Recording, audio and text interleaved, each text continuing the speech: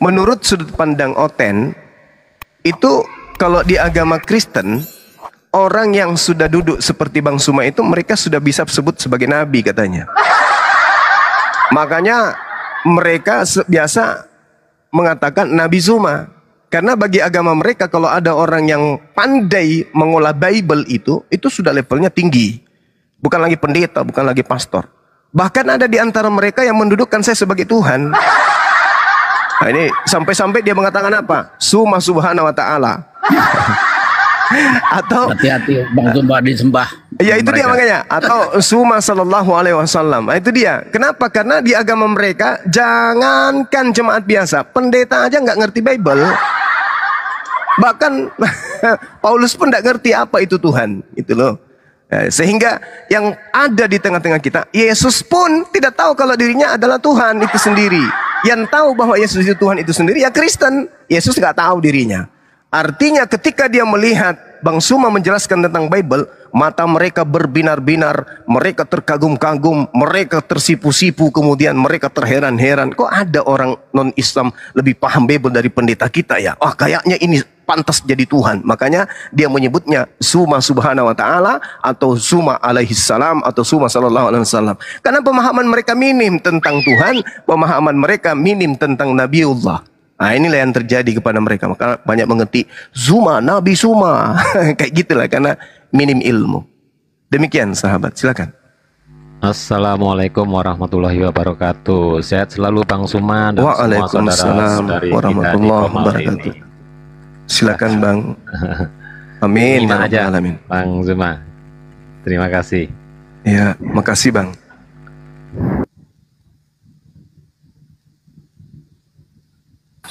Tidakkah memperkenalkan diri sekalian Bang Roni, mantan mualaf? Sudah pernah juga sama Bang Zuma. Oh sudah ya. Masya Allah. Iya. Kita monitor sambil. Ini dua lagi tamu kita. Kenapa diam saja jadi berhala ini? Dia kepikiran tentang tahe kayaknya. Dekor. Assalamualaikum. Dekor. Tommy Sulaiman, Wijaya, tiga lagi nih. Waalaikumsalam. Oh Muslim ya. Wijaya. Kalau nanti nggak diperlukan boleh diturunkan. Saya mau sholat zuhur 5 menit 10 menit Parkun nih. Oke. Masya Allah. Silakan Abu. Wijaya tadi gimana Wijaya? Kreator? Ya, Mohira. Muslim? Muslim. Ya. Alhamdulillah. Assalamualaikum Bang Zuma. Waalaikumsalam warahmatullahi wabarakatuh. Sahabatku. Ya, Tommy Sulaiman. Oh iya, assalamualaikum. Waalaikumsalam. Satu lagi ini, Diat siapa nih? Diat Skor. Silakan Diat Skor. Assalamualaikum Bang Zuma. Waalaikumsalam warahmatullahi wabarakatuh. Salam kenal Gurunda. Iya baik, salam kenal juga. Saya dari Lombok Bang. Ya. Yang sering ngikutin abang dari Facebook dulu sampai sekarang. Oh Masya Allah. Ya perjalanan yang panjang ya. Ya dari tahun 2015 kali ya. Iya 2015 betul. Tahun 15 itu kan. Bukan 2015. Saya tuh 2008. Iya, saya kenal itu dari tahun 2015. Iya. Kalau nggak salah akun channelnya itu Sang Pencerah ya Bang. Ya, benar. Iya, benar. Iya, Sang Pencerah. Masya Allah. Iya, saya ingat itu Bang sampai sekarang. Ya, makasih Bang. Ya, terima kasih sudah mendampingi selama ini. Dari dulu saya ikutin Abang. Salam kenal dari teman-teman saya dari Lombok semua, fans berasnya Bang Zuma. Iya, betul. Orang Lombok itu di tempat kami, orang Lombok itu dikenal sebagai orang yang fanatik. Iya, fanatik Bang, benar. Iya, Masya Allah. Tadi saya nggak salah dengar Abang bilang di daerah Kepang itu bahasa Lombok Bang. Iya tahu. Kebetulan dulu saya punya sahabat orang-orang Lombok. Ya udah Bang ya, makasih ya Bang ya. Au.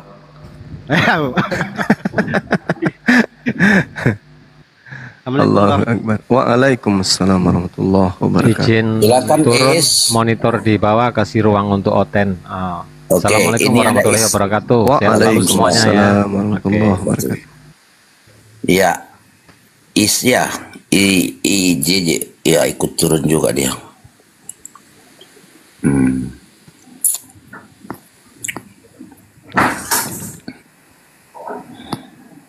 Bagaimana hotel-hotel yang di bawah ini?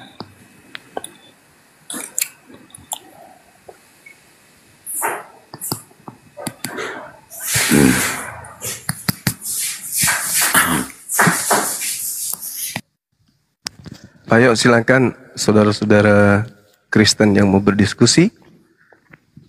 Waktu kita masih panjang. Silakan.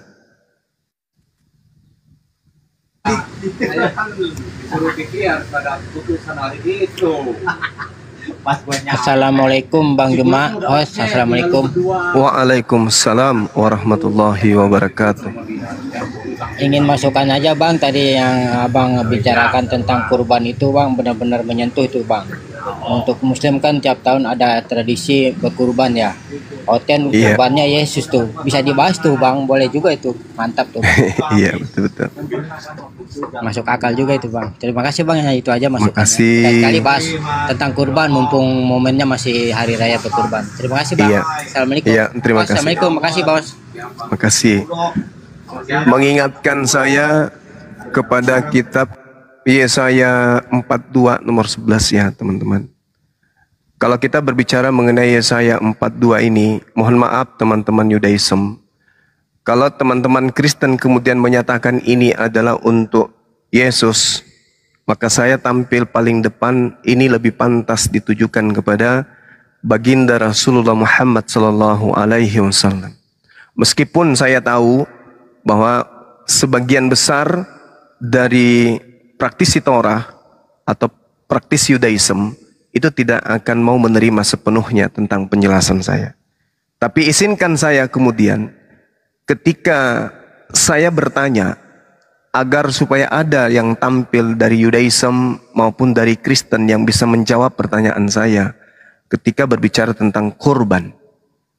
Di dalam Yesaya 42 nomor 10, nyanyikanlah nyanyian baru bagi Tuhan dan pujilah Dia dari ujung bumi. Baiklah laut bergemuruh serta segala isinya dan pulau-pulau dengan segala penduduknya. Baiklah padang gurun menyaringkan suara dengan kota-kota dan dengan desa-desa yang didiami Kedar. Baiklah bersorai-sorai penduduk bukit batu. Baiklah mereka berseru-seru dari puncak gunung. Baiklah mereka memberi penghormatan kepada Tuhan dan memberikan pujian kepadanya dari pulau-pulau.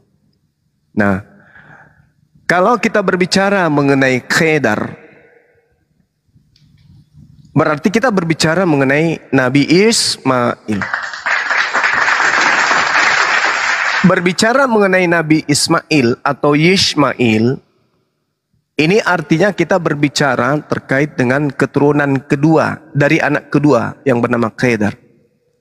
Baiklah padang gurun menyaringkan suara dengan kota-kota yang didiami kemudian oleh Kedar. Apa itu? Didiami oleh keturunan Nabi Ismail. Nah, sedangkan di dalam Yesaya 42 ini dijelaskan nubuat-nubuat, artinya ramalan-ramalan yang dahulu sekarang sudah menjadi kenyataan. Hal-hal yang baru hendak kuberitahukan sebelumnya hal-hal itu muncul. Aku mengembarkannya kepada kalian, kata Yesaya 42. Artinya, kalau berbicara mengenai kurban, di dalam kitabnya orang Yahudi itu banyak bercerita tentang kurban, yang mana kurban ini dipersembahkan kemudian oleh keturunan Nabi Ismail dari Kedar dan Nebayot, dari anak pertama Nabi Ismail dan anak kedua dari Nabi Ismail. Sedangkan baginda Rasulullah Muhammad sallallahu alaihi wasallam itu berasal dari Kedar. Jadi ketika kemudian nubuat tentang Nabi Muhammad muncul kemudian di dalam kitab Yesaya, itu banyak kita temukan misalnya di Yesaya 60. bagaimana terkait dengan cerita yang dibahasakan di dalam kitab ini, bahwasanya Nabi Yesaya ini menerangkan akan adanya persembahan kurban, ya, dari domba, dari sapi, yang mana persembahan ini dilakukan kemudian oleh keturunan Kedar. Nah, pertanyaannya sekarang, keturunan Kedar, yaitu keturunan Nabi Ismail, yaitu bangsa Arab yang adalah merupakan umatnya baginda Rasulullah Muhammad sallallahu alaihi wasallam, itu jelas mempersembahkan kemudian domba, tidak mempersembahkan manusia. Berarti yang diceritakan dalam Yesaya 60 ini adalah ajaran agama Islam. Nah, ini memang berat untuk diterima, tapi itu fakta. Kenapa saya katakan itu fakta? Karena keturunan daripada Kedar hari ini mempersembahkan kemudian persembahan berupa hewan ternak di tempat yang suci, yaitu di Arab yang ada sekarang, yaitu yang ada di Mekah. Nah, jadi kalau saudara tadi memberikan saran itu adalah hal yang menarik untuk dibahas, memang betul. Coba kita lihat di Yesaya 60 ya. Di situ ada data yang mengatakan begini: segala kambing domba Kedar akan berhimpun kepadamu, domba-domba jantan Nebayot akan tersedia untuk ibadahmu.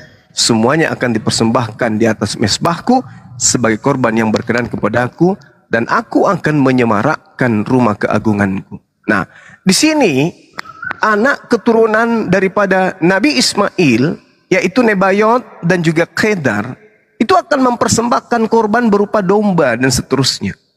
Sedangkan berbicara mengenai Nebayot, berbicara mengenai Kedar, itu adalah keturunan Nabi Ismail.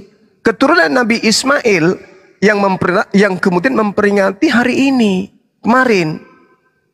Dan semua mempersembahkan domba itu di tempat yang mereka anggap sebagai panduan untuk melakukan kemudian korban. Kami kemarin juga melakukan itu. Artinya menggenapi, ya harus keturunan Nebayot, harus keturunan Kedar.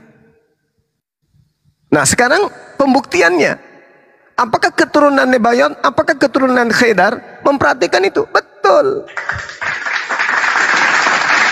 Berarti yang dimaksud kemudian di Yesaya 60 ini adalah umat Islam.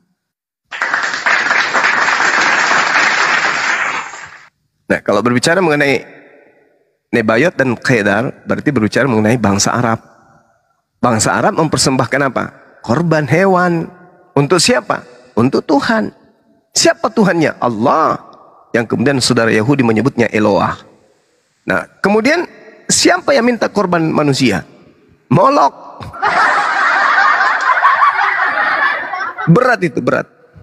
Berat kemudian untuk teman-teman Kristen menghindari keadaan yang sebenarnya yang tertulis dalam kitab yang mereka pegang, yang mereka genggam sendiri. Saya kira begitu sebagai sedikit penjelasan tentang kitab Yesaya. Demikian teman-teman, silakan.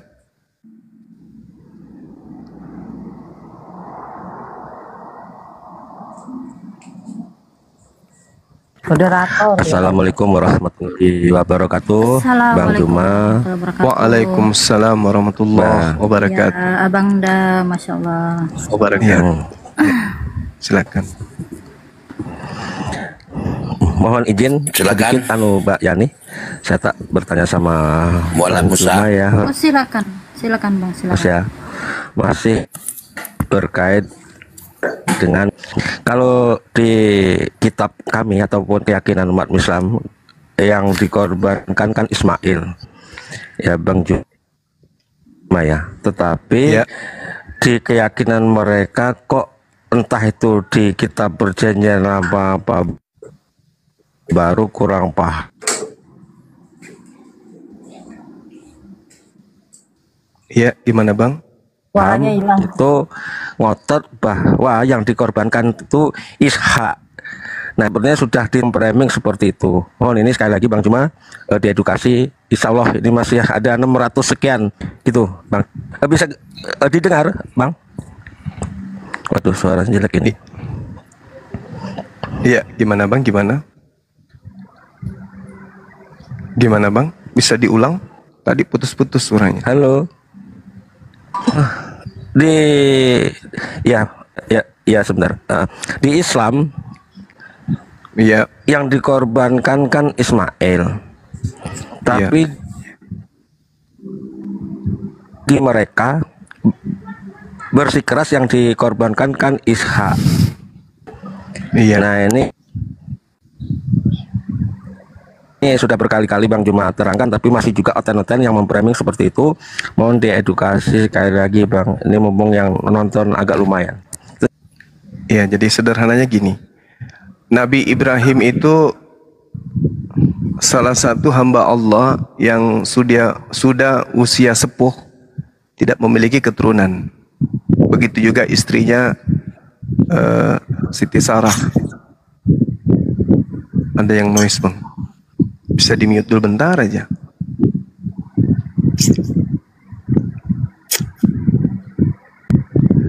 Oke. Jadi sehingga Nabi Abraham atau Ibrahim ini senantiasa berdoa kepada Allah. Lantas Allah mendengarkan doanya. Jadi doa Nabi Abraham itu adalah minta anak. Sehingga ia memberikan nama kepada anaknya yang menjadi buah dari doanya itu adalah Allah itu sendiri. Maka disebutlah nama anak ini Yishmael. Artinya Tuhan mengabulkan doa atau Tuhan mendengarkan doa Abraham. Sehingga anak buah dari doa Nabi Abraham adalah Nabi Ismail. Berarti anak tunggalnya anak yang pernah mengalami keadaan sebagai anak satu-satunya semata wayang adalah Nabi Ismail. Itu dulu. Secara logika itu. Logika kedua adalah di dalam Kejadian 22. Nomor 1 jelas diterangkan bahwasanya Nabi Ibrahim atau Abraham itu diuji. Saya ulang. Tragedi penyembelihan anak yang terjadi kepada Nabi Abraham itu dia sedang diuji, bukan sedang diminta penebusan dosa. Tapi pengujian. Sebagaimana Al-Quran menerangkan di dalam surah As-Saffat ayat 106. Inna haza lahu wal bala'ul mubin. Sesungguhnya ini benar-benar satu ujian yang nyata. Bagi siapa? Bagi Nabi Ibrahim alaihissalam. Hanya sebatas ujian tok. Kejadian 22 hanya sebatas ujian tok. Bukan untuk cikal bakal penebusan dosa. Yang kemudian disalah-salahkan kemudian oleh gereja. Itu bukan. Jadi Kejadian 22 menceritakan apa yang terjadi antara Nabi Ibrahim, Abraham, Allah dan anak tunggalnya, anak semata wayangnya, anak satu-satunya, anak pertamanya, itu hanya ujian tok. Menguji keikhlasan, menguji kesabaran, menguji keimanan, menguji ketaatan. Nah, bagaimana mungkin kemudian Nabi Abraham ingin diuji kesabarannya kalau anaknya sudah 2? Nabi Abraham minta, Tuhan, oi Tuhan, dengarkanlah doaku. Apa? Aku ingin punya anak, please. Berikanlah aku anak. Aku mohon, karena kalau kamu tidak memberikan anak, siapa yang akan menjadi pewarisku? Berikanlah please.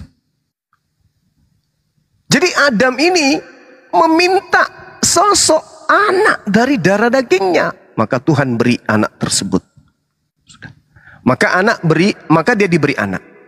Sedang bahagianya, sedang gembiranya, sedang asik-asiknya, sedang di puncak kebahagiaan. Tiba-tiba kemudian Allah minta anaknya kembali. Ibrahim, ya Rob, berikan anakmu itu kepadaku. Waduh, kenapa bisa? Aku lagi sedang-sedang bahagianya Tuhan. Kamu ingin merembut lagi anak ini. Kalau anaknya sudah 2, Tuhan minta 1, ada yang bilang apa? Ya udah ambil aja, toh masih ada yang 1. Berarti tidak sedang diuji kesabaran. Kenapa? Karena sudah ada penyeimbang. Silakan aja ambil anakku yang 1, toh masih ada yang 1. Tapi pada saat itu posisinya baru 1 anaknya. Cuman 1, diminta yang satu-satunya itu, perihnya, pedihnya, sedihnya itu di situ.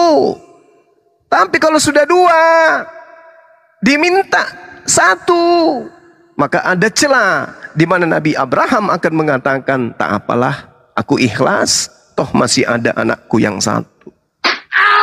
Tapi faktanya, wajib hukumnya ini anak tunggal. Yang namanya anak tunggal ya anak sematawayang, satu-satunya. Bukan ada 2 di situ. Kalau yang diminta adalah Ishak, berarti kan 2. Karena sudah ada Nabi Ismail. Tapi ini masih dalam keadaan seorang diri anak ini. Diminta oleh Allah. Nah, itu secara ilmu mantik. Nah, sekarang mari kita masuk ke dalam dalil. Apa kata Tuhan di dalam kitabnya saudara Yahudi dalam kisah kejadian dan tragedi persembahan seorang anak. Kita lihat. Coba teman-teman buka Bible. Lihat di kitab Kejadian 21.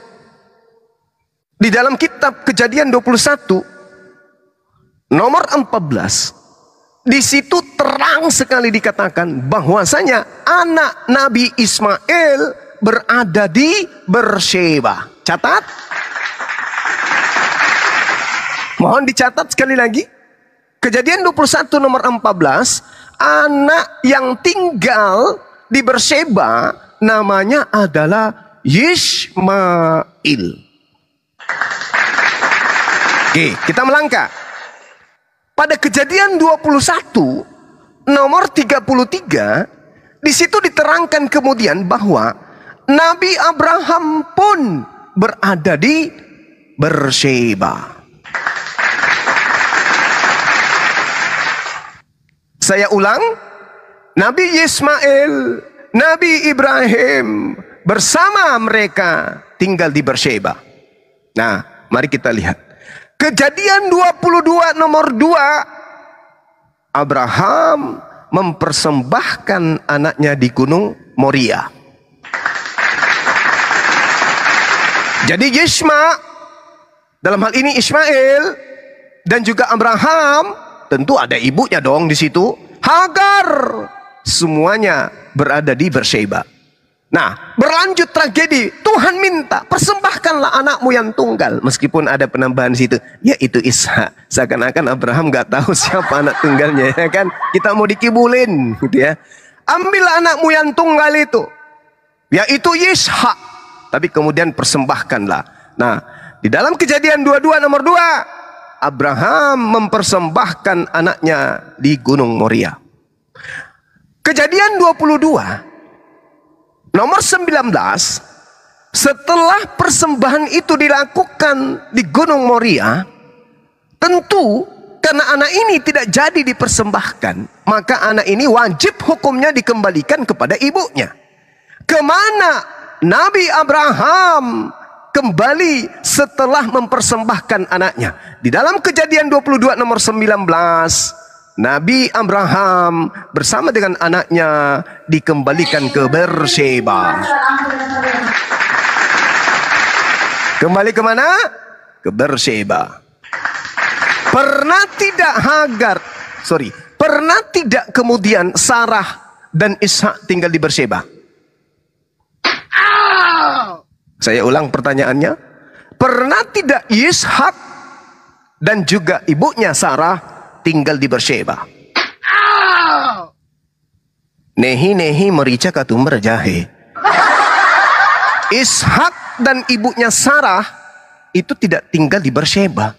Setelah tragedi persembahan anak yang adalah Ishak katanya, Ishak ini dikembalikan ke ke ibunya di mana? Berseba. Salah, ternyata di Berseba bukan ibunya Ishak. Yang di Berseba itu adalah Hagar, Cak Ayu. Abraham lupa ingatan. Ternyata saya harusnya baliknya ke Hebron.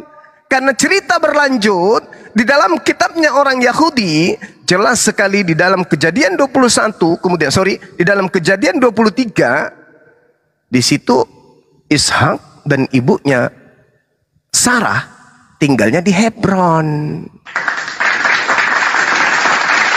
Jadi kalau anak yang dipersembahkan ini adalah Ishak, harusnya sepulang dari Gunung Moria, Abraham kembali kepada mana? Berseba atau Hebron? Meow. Tidur semuanya, tidur teman-teman.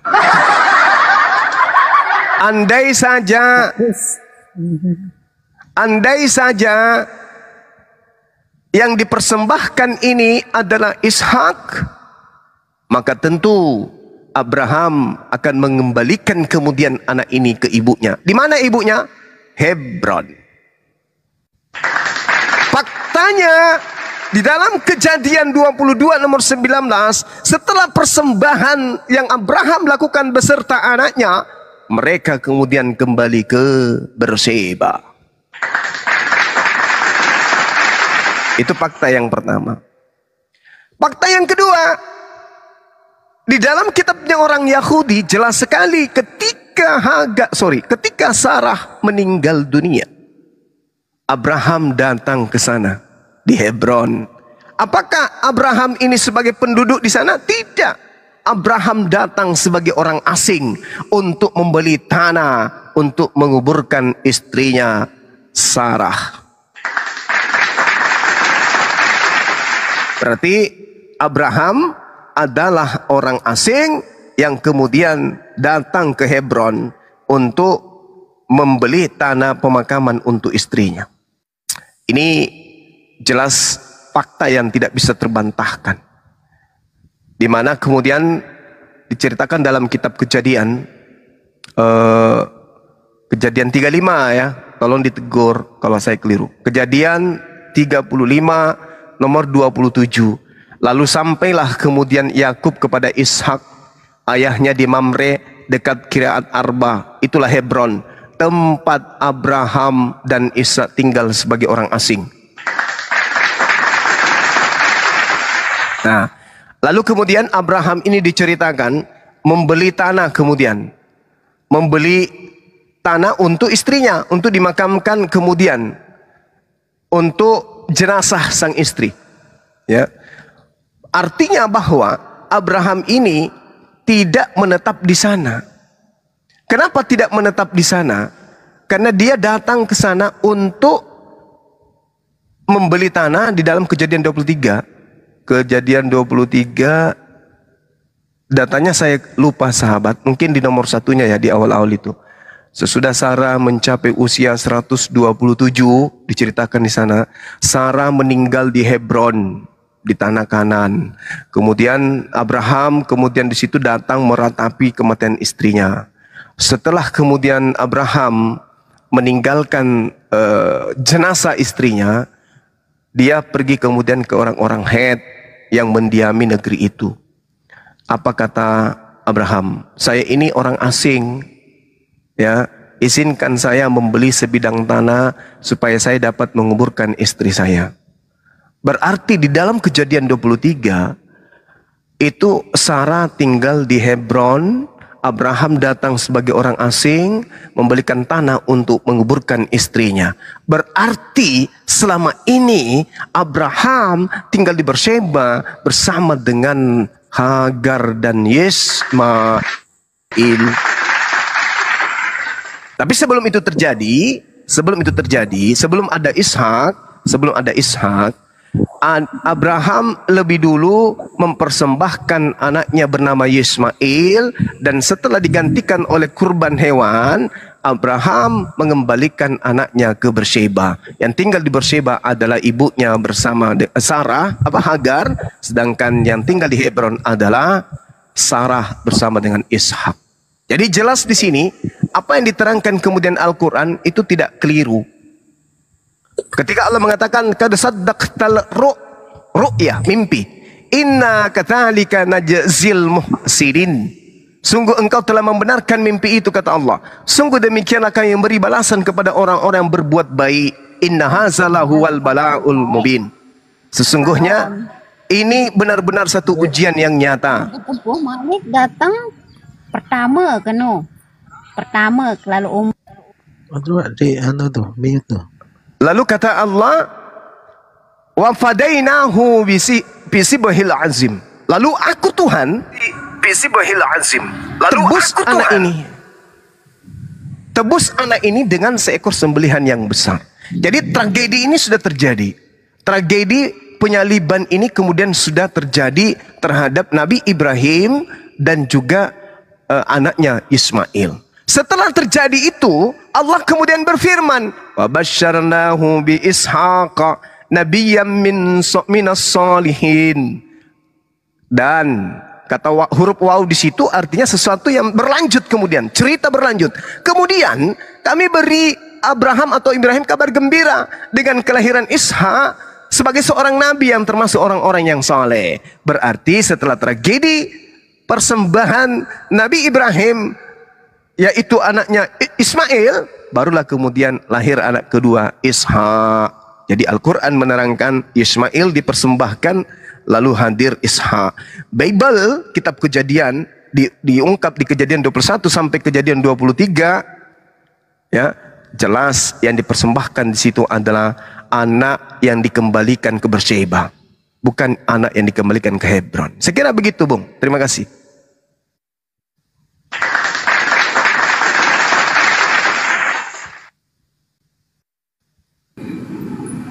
Ya, yang baru naik,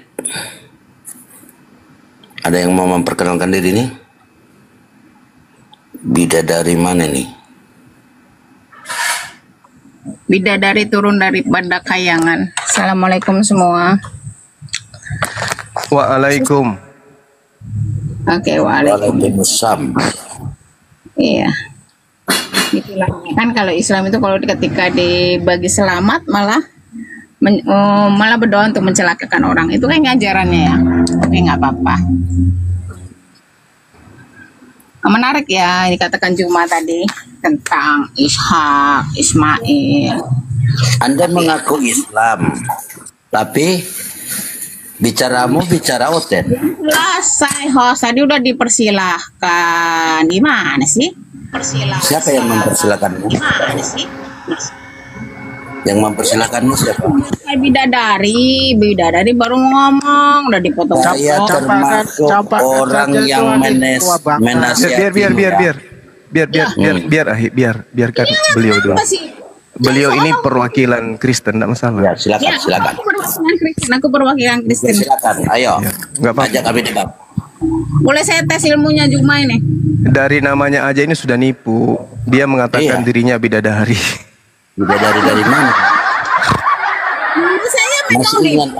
Masih ingat nasihat. Iya, nggak apa-apa. Yuni lu sadar Yuni, udah tua bangka juga lo Yuni. Masih ingat nasihatku waktu di Jom? Masih ingat? Silakan Yuni, silakan. Silakan Yuni. Masih ingat nasihatku waktu di Jom dulu kan? Terbukti ya?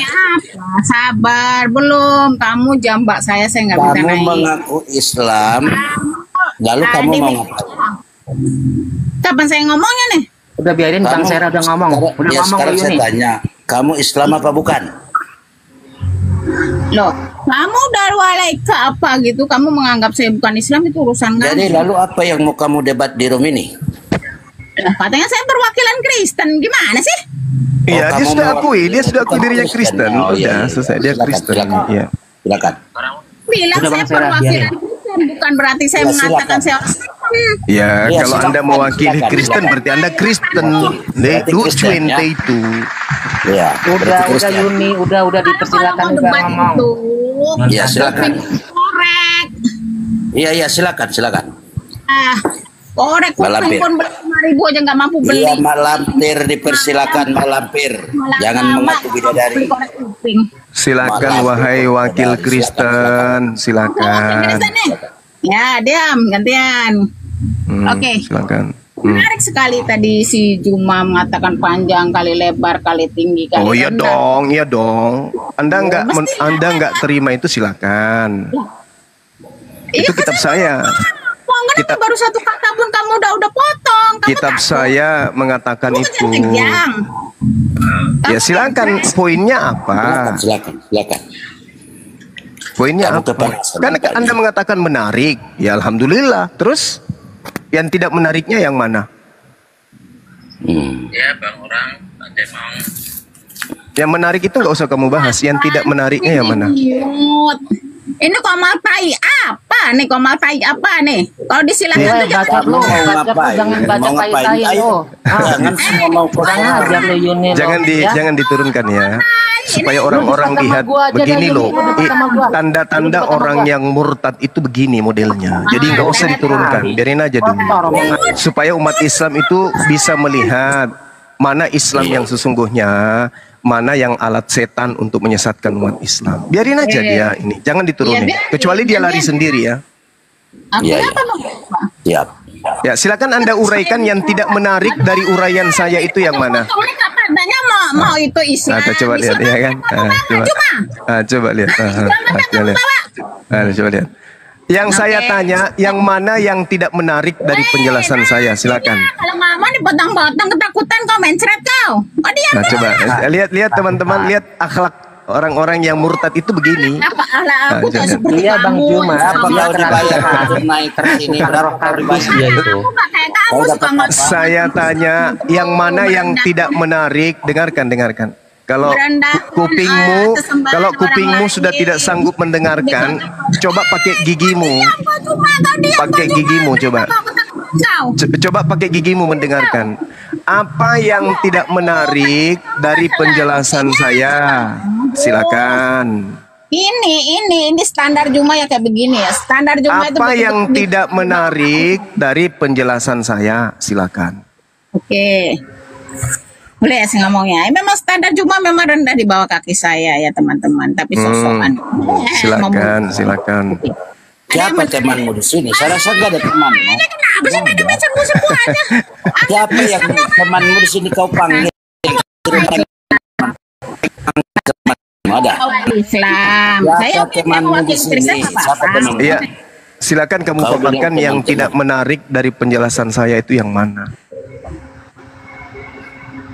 Oke, boleh saya bicara? Ya silakan. Wah, macam betul aja ngomongnya. Ya nggak apa-apa. Wakil setan memang begitu. Silakan jangan bicara. Dari tadi kau bicara. Aduh.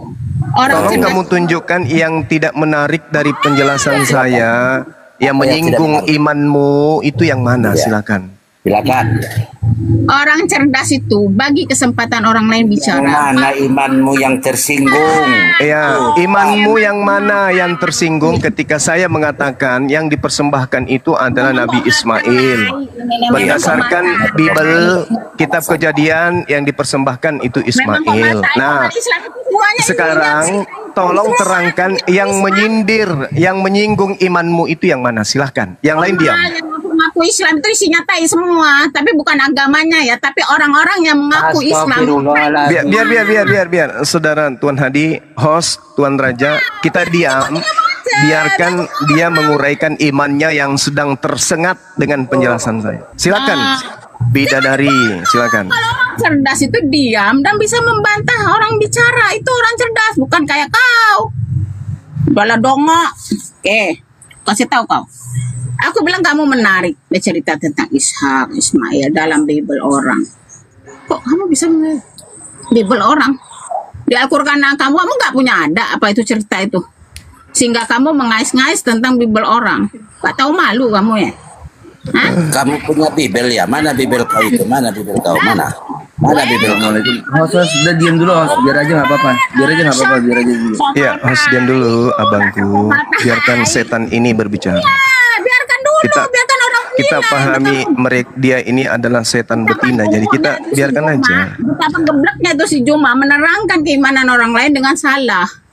Kita lihat aja. Kau tak punya Al-Quran kau. Hah? Sehingga kau menerangkan tentang Bible orang lain. Kau tak yakin dengan ajaran kau. Hah? Kau tak yakin dengan iman kau, tapi pagi siang malam kau katakan kau bawa Islam. Apa yang kau bawa? Kalau kau menceritakan tentang korban, kau ceritakan tentang apa yang ada di dalam Al-Quran. Siapa yang itu yang dikorbankan?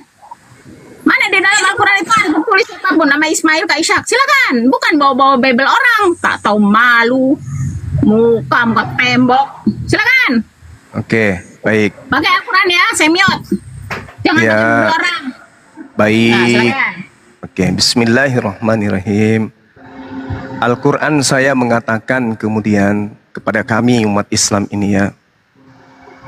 Bismillahirrahmanirrahim. Rabbi habli minas salihin. Fabasyarnahu bigulamin halim. Falamma balaga ma'ahu as-sa'ya qala ya bunayya inni ara fil manam anni asbahuka fanzur maza tara qala ya abatif al ma tu'mar satajiduni insyaallah satajiduni insyaallahu minas sabirin. Falamma aslama wa tallahu lil jabin wa nadainahu ayya Ibrahim qad saddaqta ar-ru'ya inna kadzalika najzil muhsinin. Inna hadza lahuwal bala'ul mubin. Wa fadainahu bizibhin azim. Wa tarakna alaihi fil akhirin. Salam, salam, salamun ala Ibrahim. Di ayat suci Al-Quran jelas diterangkan bahwa tragedi persembahan Nabi Ibrahim dan juga anaknya itu telah terjadi kemudian. Lalu Allah mengatakan apa kepada Nabi Ibrahim dan kepada umat Islam? Kadzalika najzil muhsinin. Innahu min ibadinal mu'minin. Itu sudah terjadi. Lalu berlanjut kemudian sejarah kisah yang Allah sampaikan melalui baginda Rasulullah Muhammad sallallahu alaihi wasallam. Wa basyarnahu bi Ishaq nabiyyam minats salihin. Baru setelah tragedi terjadi, Allah menggantikan kemudian anak Nabi Ibrahim dengan hewan persembahan yang besar. Kemudian Allah memberitakan informasi tentang kelahiran daripada Nabi Ishak alaihissalam.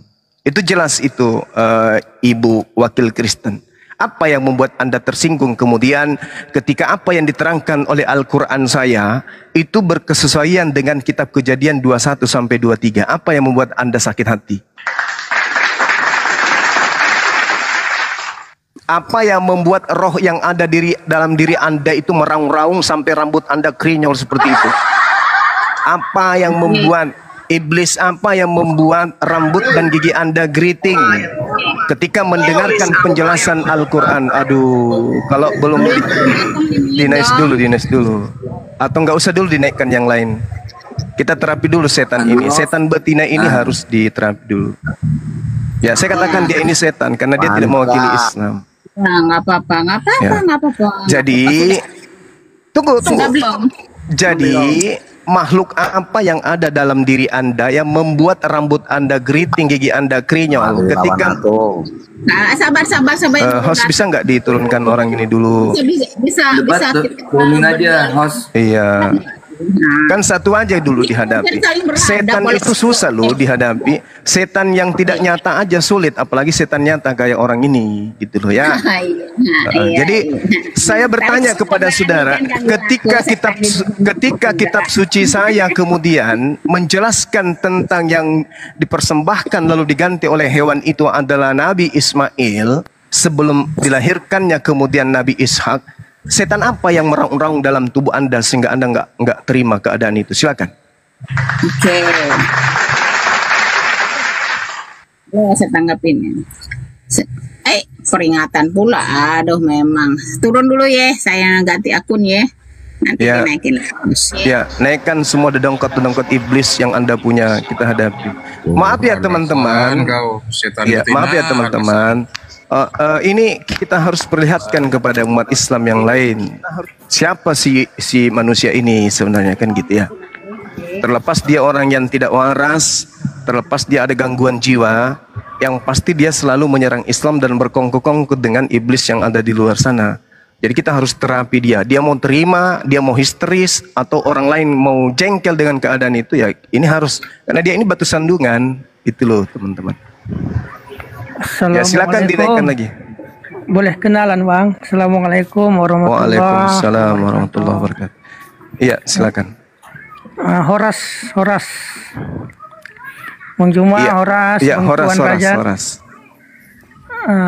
Insya Allah ini baru pertama kali ya ngomong sama Bang Juma. Udah sering ini, udah lama ngikutin Bang Juma juga ini. Iya, Masya Allah. Silakan Bang. Kalau saya lihat sekarang otonoten sekarang Bang Juma enggak mengandalkan ilmu dan kepintaran sekarang, penghujatan sekarang yang ada aku lihat. Iya, itulah yang ada Bang.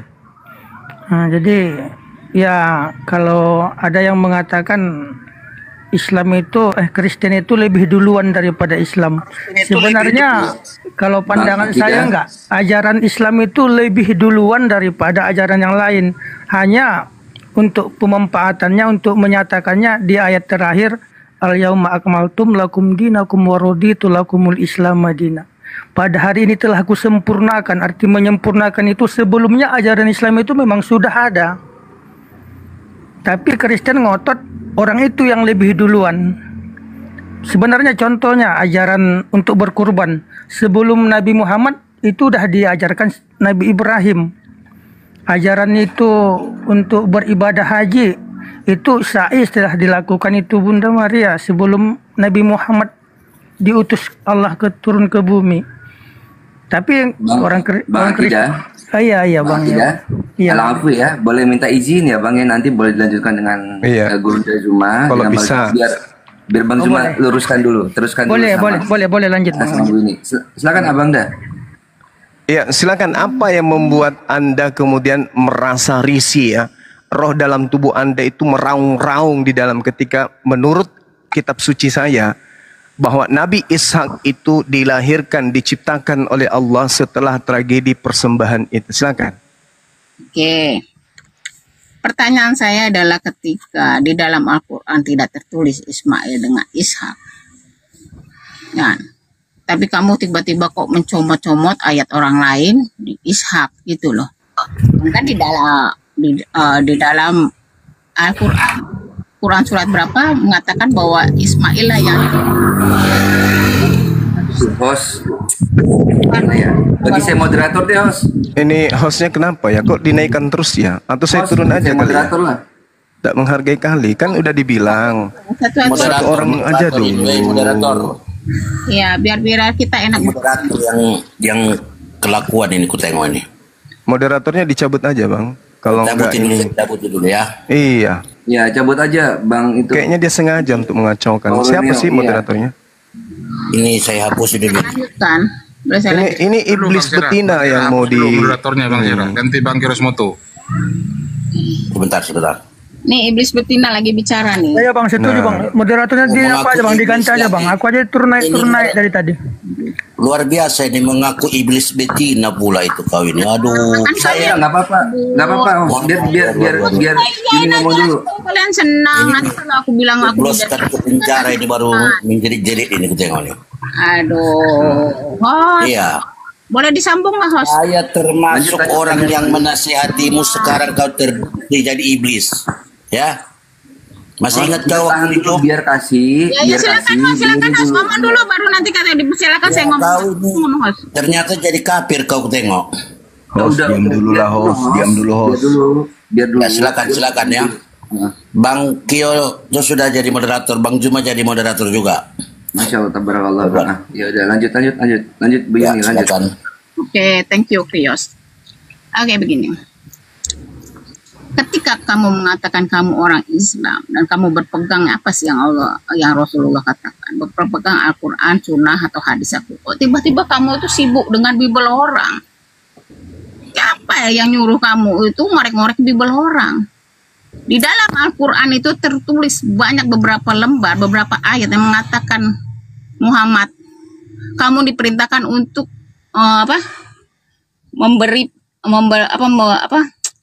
berdakwah gitu. Hanya untuk tugasmu hanya memberitahu, nggak ada disuruh, Muhammad kau carilah kesalahan di dalam kitab suci orang lain. Nggak pernah. Allah Subhanahu wa Ta'ala tidak pernah ya mengatakan kamu carilah kesalahan di kitab Weda, kitab orang lain gitulah, kitab Bible orang. Nggak pernah ada. Yang saya tahu di dalam Al-Quran di beberapa ayat mengatakan bahwa disuruh adalah berdakwah dengan Al-Quran dia, bukan dengan kitab suci orang lain. Jadi ketika saya tanya, di dalam Al-Quran siapa sih yang dikorbankan? Kamu nggak bisa jawab. Di mana? Tertulis di mana? Sebentar. Sebentar. Tertulis di mana? Quran surat berapa? Ayat berapa? Nanti saya cek. Silakan. Saya mute. Ya. Jadi gini, Yuni wakil Kristen. Jadi gini. Tadi saya itu sudah menjelaskan ke kamu. Tapi sayangnya gigimu lebih besar dari otakmu. Makanya kamu nggak bisa paham. Saya kan sudah menerangkan. Allah menjelaskan kemudian bahwasanya Nabi Ishak itu hadir setelah Nabi Ibrahim melakukan kemudian prosesi persembahan anaknya, barulah Nabi Ishak lahir. Allah menjelaskan itu dalam Al-Quran. Wa basyarnahu bi Ishaqa nabiyyam minas salihin. Setelah tragedi persembahan, Allah menggantikan kemudian anaknya dengan hewan. Maka Allah memberitakan kabar gembira tentang lahirnya Nabi Ishak. Nah sekarang otak yang bekerja. Sebelum Ishak lahir, anak yang mendampingi Nabi Ismail itu siapa? Gitu loh. Makanya otak itu dipelihara. Jangan sampai gigi lebih besar daripada otak. Otak itu harus ditumbuh kembangkan. Karena Al-Quran mengajarkan umatnya untuk berpikir. Bukan membesarkan gigi. Buka kamera pamer gigi, bukan. Oke, lalu kemudian Anda mengatakan Nabi Muhammad itu Nabi, saya umatnya. Al-Quran menceritakan ya ayyuhal kafirun. Ini ayat mau disampaikan kepada siapa? Kalau bukan kepada orang-orang kafir. Katakanlah kepada orang-orang kafir. Itu perintah Quran. Apa lu pikir orang kafir yang dimaksud dalam Al-Quran itu kamu? Atau orang Islam? Perintah untuk menyampaikan kepada orang kafir itu jelas dalam Al-Quran. Qul ya ayyuhal kafirun la a'budu ma ta'budun wa la antum abiduna ma a'bud. Ini perintah Allah untuk menyampaikan kepada orang kafir. Berarti kita diminta oleh Allah untuk berdakwah kepada mereka. Kamu tersinggung dengan itu berarti kamu setan. Ini Al-Quran yang memerintahkan itu. Oke? Lalu kemudian kitab suci saya menjelaskan bahwa mereka, orang-orang zalim ini, itu beriman kepada setan. Maka keturunan saya, keturunan umat Islam, tidak menginginkan kemudian dirasuki, diajarin, didoktrin, didogma, mengikuti ajaran setan. Kalau kamu mau, kau aja. Kami umat Islam nggak mau.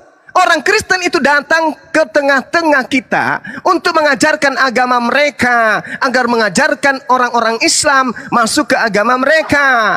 Agama kami melarang, kami tidak boleh mengikuti setan. Wala tattabi'u khutuwati syaitan, innahu lakum aduwwum mubin. Kami tidak mau anak keturunan kami mengikuti setan. Dengan kata lain, kami tidak mau anak-anak kami keluar daripada agama Islam. Gak mau ngikut kamu. Maka Al-Quran harus kami sampaikan. Kesalahan-kesalahan yang ada dalam agama mereka yang mereka jual ke kami harus bantah. Paham itu? Hah? Jadi perintah kemudian untuk menyampaikan Islam itu jelas. Perintah untuk menyampaikan kebenaran itu jelas. Jadi ketika kami mengajarkan Al-Quran kepada siapapun, itu perintah Allah. Anda ingin membatasi itu. Itulah bukti bahwa Anda itu setan. Islam agama syiar, Kristen agama syiar. Kristen diperintahkan mengajarkan Kristen, Islam diajarkan memerintahkan Islam. Jadi satu agama syiar bertemu dengan agama syiar yang lainnya pasti tabrak-tabrakan. Maka diadakan dialog. Jangan mencuri umat Islam pelan-pelan sembunyi-sembunyi di belakang sana dengan bagi Indomie. Dan satu metode yang mereka lakukan berhasil, memanfaatkan si gigi besar ini sebagai penghalang dakwah Islamisasi. Paham ente? Ngerti? Sampai situ. Maka Oke. Sekarang gini, kita kerucutkan permasalahan. Al-Quran kitab suci saya menjelaskan tragedi persembahan anak oleh Nabi Ibrahim itu terjadi sebelum Nabi Ishak itu dilahirkan. Nah, menurut saudari pula, menurut Anda, Ibrahim mempersembahkan siapa kalau bukan Nabi Ismail? Sedangkan Ishak belum ada pada saat itu. Silakan. Dia aku tambahkan tuh Bu Gurunda, akidahnya boleh diturunin dulu nggak sih? Nggak, udah lanjut aja. Dia tidak punya akidah deh. Oke, sebentar ya. Kamu tadi menyampaikan kepada orang kafir pakai apa? Pertanyaan saya simpel aja untuk kamu, cuma kamu menyampaikan saya sedang bertanya, Yuni, saya sedang bertanya samamu. Kalau kamu merasa dirimu lebih pantas berbicara daripada teman-teman yang lain, kamu udah dikasih panggung. Kamu jangan bertanya sebelum menjawab pertanyaan saya. Pertanyaan saya, kalau yang dipersembahkan ini menurut Al-Quran bukan Nabi Ismail, sedangkan Nabi Ishak belum lahir, menurut iman kamu itu yang dipersembahkan Nabi Ibrahim sebelum Ishak lahir itu siapa? Jawab. Kok kejang-kejang ya? Bukan kejang. Wahai iblis betina, saya tidak kejang. Saya minta pernyataan darimu sebelum Nabi Ishak itu dilahirkan. Dan kalau kamu tolak itu bukan Nabi Ismail, pertanyaan saya, lalu siapa yang dipersembahkan oleh Nabi Ibrahim padahal Ishak belum ada? Jawab. Oke. Kamu jadi bawa kaki aku, cuma santai. Ya sudah, jawab pertanyaan saya, jawab. Oke. Kan ada beberapa poin yang saya tulis, kamu udah main serbu aja kau. Jawab tuyul. Yang saya tanya, Nabi Ishak itu belum dilahirkan. Tragedi persembahan anak sudah terjadi. Kalau bukan Nabi Ismail, menurut Al-Quran, lalu siapa? Jawab. Wih, level Juma ya serendah bawah kaki saya. Oke, Juma. Kalau cuman sombong itu pekerjaan iblis. Kenapa kau takut kejang-kejang kau? Saya minta jawaban. Iya, saya juga minta jawaban. Di mana tertulis? Ya, lucu. Lucu. Sabar. Saya minta jawaban. Iya, saya juga minta jawaban. Kamu mengatakan di dalam Al-Quran ya sudah terjadinya penyembelihan kurban tersebut baru lahirnya Ishak. Di Quran surat berapa? Saya baca. Oke, dengarkan saya. Saya membacakan ayatnya. Dengar.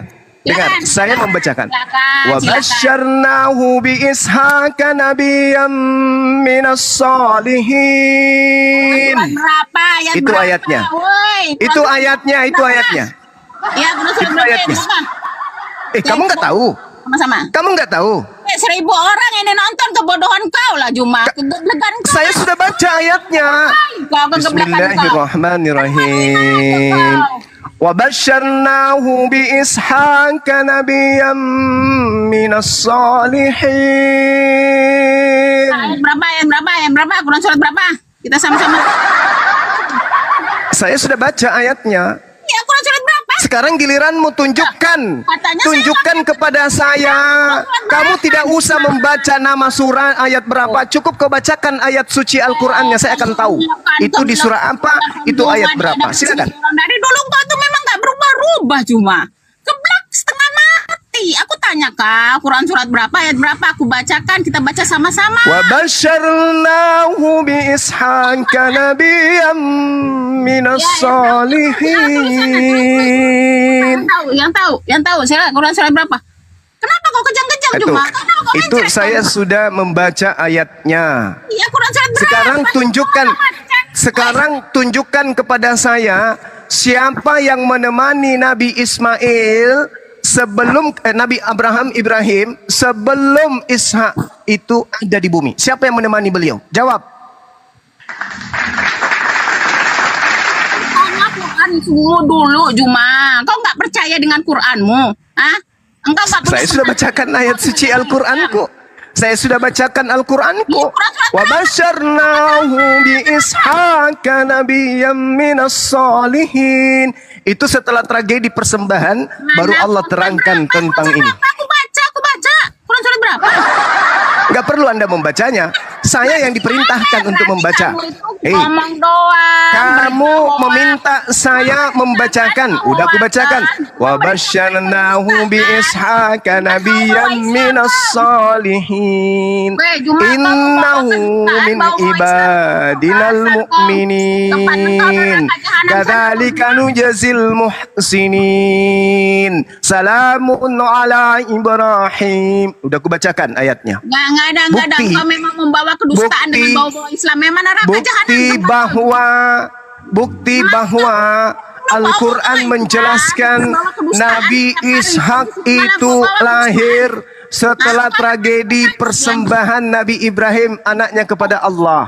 Baru baca ya, katanya kalau orang yang menyesatkan. Sekarang silakan kamu wahai iblis betina, terangkan ke saya siapa yang menemani Nabi Ismail sebelum Nabi Ishak itu ada di bumi. Silakan. Memang nangis, dia nangis, bisa baca. Dia nggak nangis, dia nggak bisa berdiri. nangis, Kau jangan ngaku-ngaku. nangis, Kau tuh sudah muda. nangis. Sehari semalam 5 kali. Manusia gigi yang lebar giginya seperti sekopang.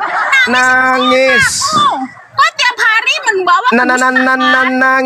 bawa nama Islam. Kau tiap hari nangis. orang-orang geblek-geblek. Saatnya kita buat anak ini, anak cetan ini menangis. Kalian tuh udah disesatkan dengan Juma.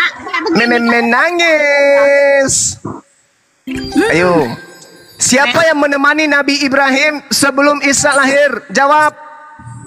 Kau mana di dalam Quran mana ada tertulis bahwa peristiwa sesudah korban itu baru lahir Ishak? Kau nggak bisa dari tadi nggak bisa jawab kau. Saya sudah baca dalilnya. Kadzalika najzil muhsinin. Innahu min ibadinal mu'minin. Wa basyarnahu bi ishaqa nabiyyan minas solihin. Jelas ayatnya. Kamu minta ayat kan? Aku sudah bacakan. Kenapa Anda tidak paham? Karena ente sejatinya bukan pengikut Nabi Muhammad. Makanya kamu nggak tahu. Rias Moto, kau tak malu punya teman kayak begini? Aku udah mau teman kayak begini. Ketika kemudian kau masih mengaku dia teman kamu. Ketika kemudian Allah mengatakan wa nadainahu ayya Ibrahim. Lalu kami panggil Nabi Ibrahim, wahai Ibrahim, qad saddaqta ar-ru'ya. Sungguh engkau telah membenarkan mimpi itu. Ya inna katalika najazil muhsinin. Sungguh demikian kami memberi balasan kepada orang-orang yang berbuat baik. Ingin memberitahukan kepada orang-orang yang geblek-geblek, yang selalu mengiyakan. Inna hadza lahuwal bala'ul mubin. Sesungguhnya ini benar-benar sesuatu ujian yang nyata. Lalu wa fadainahu bizibhin azim. Dan aku tebus anak itu dengan seekor sembelih yang besar. Berarti tragedi sudah terjadi kan? Allah kemudian menebus anak itu dengan seekor sembelihan yang besar. Itu sudah terjadi. Lalu ayat selanjutnya mengatakan apa? Wa basyarnahu bi Ishaq. Ya, maka lahirlah Ishak itu ya? Iya. Mana Quran surah berapa? Quran surah berapa? Punya Islam munafik itu asofak. Mengaku-ngaku paham, mengaku-ngaku. Iya. Ngaku-ngaku Bang Suma ada di telapak kakinya. Dibacakan ayat Al-Quran masih bingung. Wa basyarnahu bi Ishaq nabiyyan minas shalihin. Tiap hari kau bawa kedustaan aja kau Jumat. Tiap hari kau bawa kedustaan, bawa Islam. Woi, ini lampir munafik. Jadi bubur kan? Jadi bubur kan kau? Jadi bubur kan? Takut neraka. Yang penting kau punya duit, nggak boleh punya ada hobbit itu. Kau pikir kau bisa? Makanya otak itu harus lebih besar dari gigi. Nama bini kau bisa menghapus semua. Makanya otak itu harus lebih besar dari gigi, Yuni. Saya lihat gigimu lebih besar dari otakmu. Dengan donasi orang. Wa basyarnahu bi Ishaq nabiyyan minas shalihin. Jadi kemudian Nabi Ibrahim ini, kata Allah, Allah menebus anaknya Nabi Ibrahim dengan menggunakan sembelihan yang besar berupa hewan ternak. Setelah terjadi tragedi itu, barulah Nabi Ishak itu lahir. Sekarang pertanyaannya, kalau Anda membantah itu Nabi Ismail, tolong tunjukkan siapa yang menemani Nabi Ibrahim sebelum Ishak lahir. Jawab. Aku di Quran surat. Aku di Quran tidak melihat ada surat itu. Tunjukkan nama suratnya dan juga ayatnya. Suma, tunjukkan. Jangan kau pakai babi bibel. Kamu tidak mengerti agama orang. Kamu harus menjelaskan lewat Al-Quran, Suma. Mana dituliskan di situ ayatnya surat berapa? Gigi. Udah ku jawab. Nabi Ishak itu lahir setelah tragedi persembahan besar diberikan oleh Allah kepada Nabi Ismail, pada Nabi Ibrahim. Tadi sudah kubacakan. Aku cek. Katanya ilmunya lebih tinggi dari Bang Suma. Baru masih nangis. Al-Quran sudah berapa? Ayat berapa? Al-Quran sudah berapa? Ayat berapa? Katanya ilmunya lebih tinggi dari Bang Suma. Baru dibacakan ayatnya masih teriak. Al-Quran surah berapa? Ayat berapa? Surah berapa? Para kali lah si Gigi ini. Gigi lebih besar dari otak yang kayak begini. Sudah ditunjukkan, sudah dibacakan. Allah kemudian mengganti anak Nabi Ibrahim dengan sembelihan yang besar. Kadzalika najzil muhsinin. Demikianlah kami memberi balasan kepada orang-orang yang berbuat baik, kata Allah. Lalu kemudian sebelumnya Allah mengatakan apa? Wa fadainahu bizibahin azim. Kami tebus anak itu dengan seekor sembelihan yang besar. Tragedi sudah terjadi. Lalu Allah mengatakan apa? Wa basyarnahu bi Ishaq. Lalu kami berikan kabar gembira tentang lahirnya Ishak. Nah itu terjadi. setelah tragedi penggantian kurban dengan sembelihan besar. Berarti yang menemani Nabi Ibrahim sebelum Ishak lahir itu adalah anaknya Nabi Ismail. Oke, kita cek dulu. Apa ayat Silakan. Surah apa ayat berapa? Masih di situ juga kamu, Gigi. Orang sudah di langit bahas Al-Quran, kamu masih nanya surat apa ayat berapa? Surat apa ayat berapa? Surat apa ayat berapa? Makanya otak harus lebih besar daripada gigi, Yuni. Jangan cuman kau kejar-kejar gift. Kau belajarlah tentang Islam itu, Yuni. Kalau kau itu suka dengan Islam, suka dengan kitabnya umat Islam, kau pelajari. Jangan kau cuman bisa framing. Surat berapa? Surat apa ayat berapa? Surat apa ayat berapa? Apanya kau ini? Gigi. Dia baca pelebotan kalau baca Al-Quran. Gigi. Sudah berdusta ya di atas Al-Quran ya teman-teman, kita sudah. Tengoklah si setan iblis ini. Saya dikatakan berdusta lagi. Saya dikatakan berdusta. Ku bacakan ayatnya lengkap berulang dibilang berdusta. Kau memang berdusta. Kau berdusta di atas Al-Quran, nggak apa-apa. Oke, nggak apa-apa, kita lanjut ke depan. Lanjut ke depan. Kamu mau kemana, Nyonya Gigi? Kamu nggak bisa menunjukkan apa yang kamu katakan. Nyonya Gigi, kamu mau kemana? Sekarang pertanyaan ada nggak kamu sentuh ketika saya tanya? Sebelum Ishak itu dilahirkan, yang menemani Nabi Ibrahim itu siapa? Mana jawabanmu? Pertanyaan saya belum kamu jawab. Saya sudah jawab. Sudah berulang kali ku bacakan. Al-Quran surah apa ayat berapa? Katanya ilmumu lebih tinggi dari saya, Yuni. Aku lebih tinggi dari kau, tapi kau itu ya kalau begitu berarti yang saya bacakan tadi ini kamu nggak ngerti surah apa? Kamu nggak ngerti? Kedustaan kau tuh mau sampai ke mana?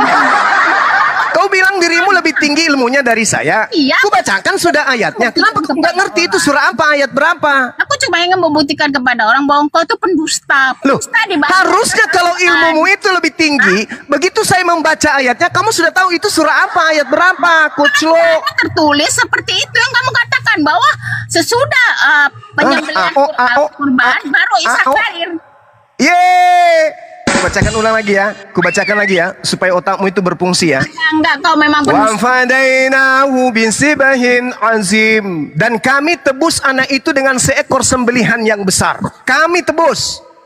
Nah, setelah ditebus kata Allah, barulah Allah memberikan kabar gembira. Makanya ada huruf waw di situ. Kata kemudian, kata yang terjadi rentetan dari tragedi awal, muncul tragedi kedua. Wa basyarnahu bi Ishaqa nabiyyan minal.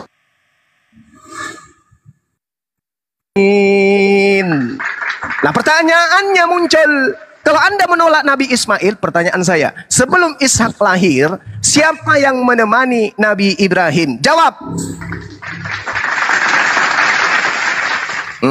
Mulai oleng setannya. Ngomong apa? Aku mau cek Quran surat berapa yang kamu katakan bahwa setelah Iya Yuni Sugigi. Udah ku jawab samamu. Yuni Sugigi. Al-Quran surah apa ayat berapa? Al-Quran surah apa ayat berapa? Oke ya, berarti Juma itu pendusta ya, dia nggak bisa membuktikan apa yang dia katakan. Kasihan. Kan dia katakan dia selalu berdusta di atas Al-Quran ya. Kasihan Dela. Kasihan nggak apa-apa, nggak ada masalah buat saya. Cuma saya surah apa ayat berapa? Suma, itu adalah pendusta. Surah apa ayat berapa? Suma, surat apa ayat berapa? Katanya ilmunya lebih tinggi. Dibacakan ayatnya masih bingung dia. Iya, gua mau baca Quran surat berapa kita cek. Tapi udah apa. Hari setiap saat. Allahu Akbar. Masya Allah. Masih mau cari-cari surah apa, ayat berapa? Orang sudah baca pun. Wa fadainahu bisibhin azim. Itu udah kubacakan ayatnya. Masih bertanya, itu surat apa, ayat berapa? Itu pelajaran anak TK. Kristen baca Quran. Itu pelajaran anak TK. Surah apa, ayat berapa? Wakilan Kristen. Emang Kristen baca Quran? Kristen baca Bible. Yang kamu protes ini kan kitab suciku kan? Aku tanya Quran surah berapa kita bisa cek sama saya. Ini sudah kubacakan. Wa fadainahu bisibhin azim. Udah kubacakan. Udah gue bacakan. Aku udah bacakan. Itu aja dari tadi komen ceret tuh. Mati meja. Kan Anda menyanatakan Al-Quran. Nah, saya sudah menjawabkan kepadamu. Kamu aja gigimu terlalu besar dari otakmu, makanya kamu nggak sampai ilmunya. Nggak sampai. Kau kan memang selalu berdusta di atas Al-Quran, Cuma. Al-Quran saya sudah baca. Wa fadainahu bisibhin azim. Lalu Tuhan menggantikan anak Ibrahim dengan tebusan seekor sembelihan yang besar. Oke, anaknya siapa namanya? Di situ belum ada Ishak. Di mana? Di situ belum ada Ishak itu di mana? Karena di ayat selanjutnya barulah Allah beritakan kabar baik akan lahir seorang anak bernama Ishak. Ayo. Sedangkan di dalam Al-Quran surat berapa? Ayat berapa? Kamu pendusta. Aku udah baca Quran surat itu loh. Apa? Nggak ada di situ. Ishak itu ada kabar baik tuh. Aku udah baca, nggak ada di atasnya bahwa dia itu sudah ada penyembelihan dulu. Kamu memang pendusta kamu. Oke. Memang Anda kamu yakin? Kamu. Anda yakin? Ya, yakin. Quran surat berapa? Saya baca Al-Quran. Ternyata dia cuma menerka-nerka dia. Dia cuma mau baca. Saya udah baca. Dia cuma mau ditunjukkan surah apa, ayat berapa. Baca. Aduh, pandai-pandaian manusia laknat ini. Pendusta kau, cuma pendusta. Udah, aku nggak malas bicara dengan Sekarang kamu tunjukkan surah dan ayat yang kamu maksud tadi. Bahwa tidak ada disebutkan seperti itu. Coba tunjukkan. Surah apa? Ayat berapa? Memang si Juma itu pendusta. Semua pendusta kau Juma. Nangis. Si iblis tidak sanggup kemudian melawan kebenaran. Kau sesatkan. Si iblis tidak mampu mengalahkan kebenaran. Hanya datang nangis di sini. Masya Allah, Masya Allah. Pada sahabat-sahabat semuanya saya minta maaf ya kalau ada adegan yang tidak mengenakan. Orang ini memang harus dipermalukan. Nanti kalau kita nyahut semua dibilang dikeroyok. Jadi cukup satu aja. Nah, di Al-Quran sahabat-sahabat, kenapa disebut Nabi Ismail lebih dulu? Misalnya di dalam Al-Quranul Karim, Bismillahirrahmanirrahim. Isqala li banihi ma ta'buduna min ba'di. Qalu na'budu ilahaka wa ilaha abaika Ibrahim wa Ismail wa Ishaq. Jadi yang Allah terangkan ini kemudian Nabi Ibrahim, Nabi Ismail, baru Ishak. Nah, di dalam Al-Quran yang kita bacakan tadi, Al-Quran surah As-Saffat, di situ sangat jelas diterangkan Allah lebih dulu menggantikan persembahan yang diminta oleh Allah kepada Nabi Ibrahim berupa anaknya, yaitu anak pertama. Kenapa dikatakan anak pertama? Karena Nabi Ishak belum dilahirkan, belum diciptakan, belum ada di atas muka bumi. Sedangkan di ayat 107 Allah sudah menerangkan wa fadainahu bizibhin azim. Dan kami tebus anak itu dengan seekor sembelihan yang besar. Ini kejadian sudah terjadi kalau kita bandingkan dengan ayat sebelumnya, yaitu ayat yang ada di data 112. Wa basyarnahu bi Ishaq nabiyyan minas salihin. Dan kami beri dia kabar gembira dengan kelahiran Ishak, seorang nabi yang termasuk orang-orang yang saleh. Lalu Allah mengatakan wa barakna alaihi wa ala Ishaqa wa min zurriyyatihima muhsinun wa zalimun lin nafsi mubin. Dan kami limpahkan keberkahan kepadanya dan kepada Nabi Ishak.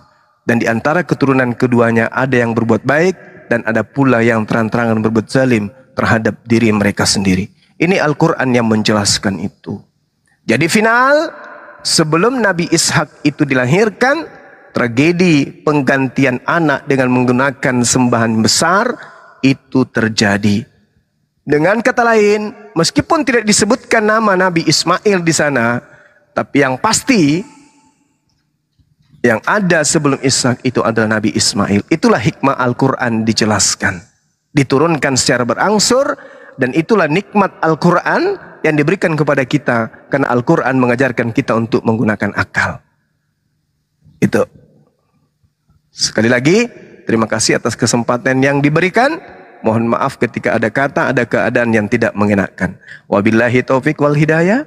Assalamualaikum warahmatullahi wabarakatuh. Waalaikumsalam. Bang Zuma, tapi tunggu dulu Bang. Iya, Bang, izin.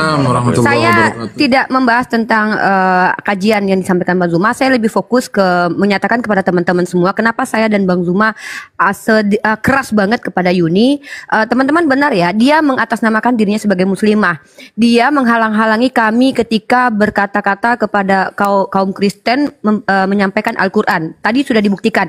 Nah, ini saya tunjukkan kepada Bang Zuma dan kawan-kawan moralitas Yuni ya. Saya tunjukkan kepada teman-teman semua bagaimana Yuni yang mengaku perwakilan Islam itu, tapi akhlaknya seperti ini. Coba dengarkan sebentar. Assalamualaikum Ripa, apa kabar? Sih katanya di Viti-Viti ada suami lu lagi curhat ya. Emang itu benar suami lu? Kok disia-siain sih ganteng gitu? Ya udah kalau lu gak mau kasih ke gua aja deh, lumayan. Nah, jadi si pencari burung ini adalah wanita yang bukan hanya pansos dengan menjual agama, tapi dia juga mencari burung untuk menyerang saudari muslimnya sendiri kalau dia muslimah ya. Nah, kejinya lagi, wanita ini yang menyebarkan fitnah terhadap saya di roomnya Bom-Bom yang notabene pembenci kita, mengatakan saya hamil tanpa suami. Astagfirullah. Jadi demi Allah ketika Yuni menelpon saya, demi Allah ini disaksikan oleh banyak orang pada waktu itu, saya sedang datang bulan. Sampai-sampai Bang Zuma, mohon maaf saya agak sedikit keluar dari ini ya, bahasa ini kenyataan yang teman-teman harus tahu kenapa saya dan Bang Zuma itu keras. Pada waktu Yuni video call saya, dia katanya kau hamil ya, anak tanpa suami. Itu pertama. Lalu tiba-tiba saya katakan, saya lagi datang bulan, ada mama saya di samping. Mama saya ngamuk, marah kan. Lalu dia bilang, katanya iya kau hamil tanpa suami katanya. Saya buka pembalut saya letakkan di video call dia. Bayangkan betapa saya geram dengan wanita iblis ini. Dia bukan hanya menyerang personal Bang Zuma, personal saya dan yang lain, tapi dia mengatasnamakan dirinya Islam. Tapi apa yang teman-teman lihat tadi? Bom-Bom calon suaminya ngirim bunga. Penghujat Nabi kita membela wanita lampir ini gitu loh. Ini Bang Zuma, itu saya naik ke atas itu menunjukkan kepada ikhwah semua bahwa wanita ini wajib dipermalukan, wajib diberitahukan aibnya. Kenapa? Karena dia mewakili Islam tapi menyerang personal saudara dan saudari muslimnya. Kecuali dia adalah orang yang memang salah kemudian bertaubat, dia tidak mengganggu perjalanan kita. Saya tegaskan ya, Yuni ini lebih keji daripada Kristen. Nah, itu dari saya. Silakan yang lain. Masya Allah.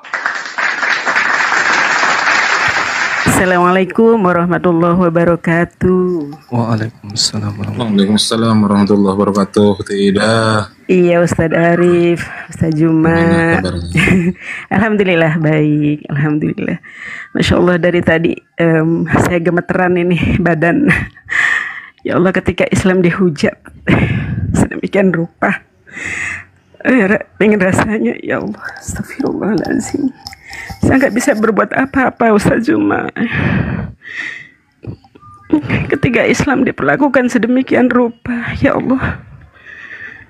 Mohon maaf, mungkin hanya bisa mendoakan ustadz-ustadz yang di atas semuanya agar selalu diberi kesehatan. Amin. Dan tetap berjuang di jalan Allah. Amin. Ya Allah. Iya, mohon maaf. Sabar lah, tidak sabar. Iya Ustaz ya. Ya Allah, astagfirullahaladzim. Kenapa ada manusia laknatullah seperti itu?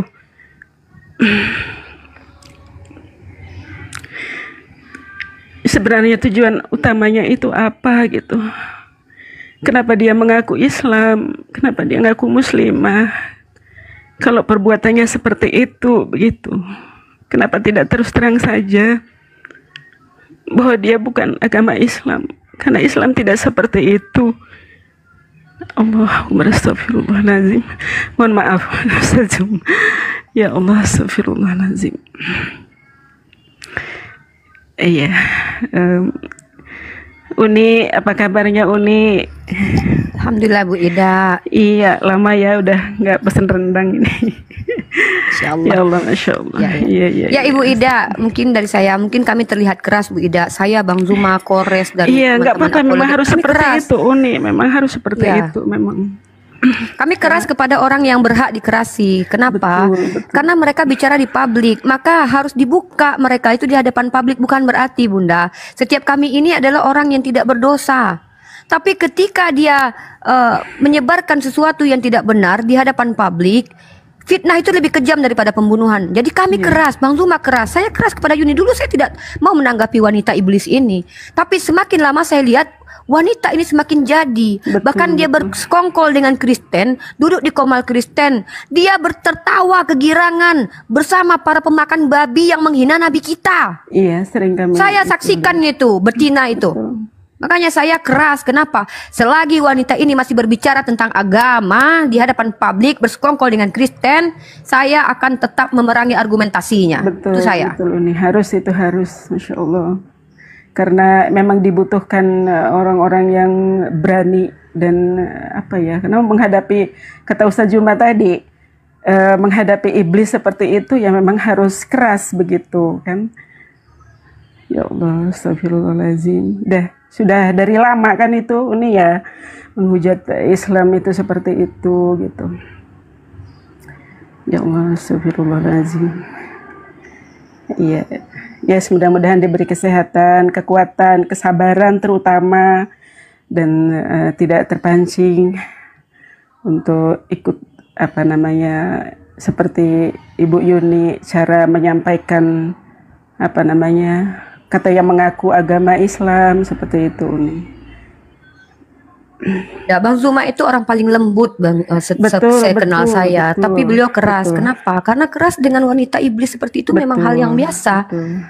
Gitu. Beliau ini Bang Zuma itu termasuk orang yang ini dengan perempuan. Seperti itu, tapi wanita iblis ini keterlaluan gitu loh. Dia melangkahi Al-Qur'an. Dia menghalang-halangi pemahaman para ulama yang jumhur ulama kita mengakui bahwa Ismail yang dikurbankan.